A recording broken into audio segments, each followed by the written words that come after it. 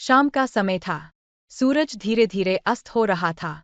गांव के बाहर एक पुरानी हवेली थी, जिसे लोग भूल भुलैया हवेली के नाम से जानते थे। शाम का समय था। सूरज धीरे धीरे अस्त हो रहा था। गांव के बाहर एक पुरानी हवेली थी, जिसे लोग भूल भुलैया हवेली के नाम से जानते थे। कहा जाता था कि जो भी उस हवेली में गया, वह कभी लौटकर नहीं आया। गांव के लोग उस हवेली से दूर ही रहते थे, परंतु उस शाम राहुल के मन में कुछ और ही चल रहा था। राहुल गांव का एक साहसी युवक था। उसने ठान लिया कि वह हवेली के रहस्य को सुलझाकर रहेगा। उसके दोस्तों ने उसे रोका, पर राहुल ने उनकी बात नहीं मानी। वह हवेली की ओर बढ़ चला। हवेली के पास पहुंचते ही एक अजीब सी सिहरन उसके शरीर में दौड़ गई, लेकिन उसने अपनी हिम्मत को कायम रखा। राहुल ने हवेली का मुख्य दरवाजा खोला। अंदर का नजारा बहुत डरावना था। दीवारों पर मकड़ियों के जाले और फर्श पर धूल की मोटी परत। वह धीरे धीरे आगे बढ़ा। अचानक उसे पीछे से किसी के पैरों की आहट सुनाई दी। राहुल ने मुड़कर देखा, पर वहाँ कोई नहीं था।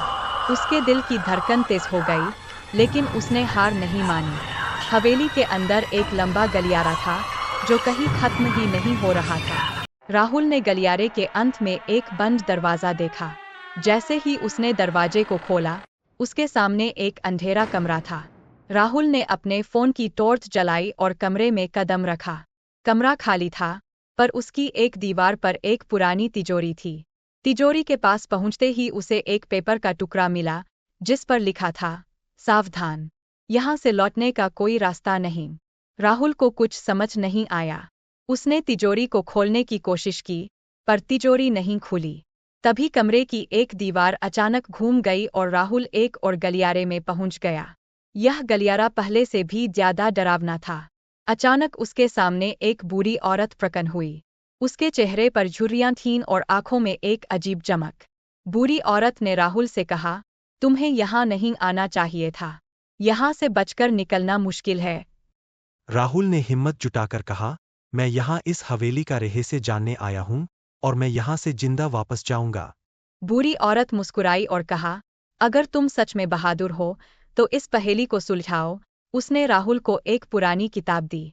किताब में कुछ अजीब चिन्ह बने थे, जिन्हें राहुल समझ नहीं पा रहा था।